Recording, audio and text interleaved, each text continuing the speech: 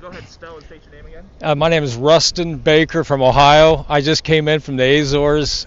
Flight was canceled for Cleveland. Can't get any until Sunday evening or Monday morning. Hotel room was canceled for tonight, so we're basically bouncing around, and we're the only two people left at Logan.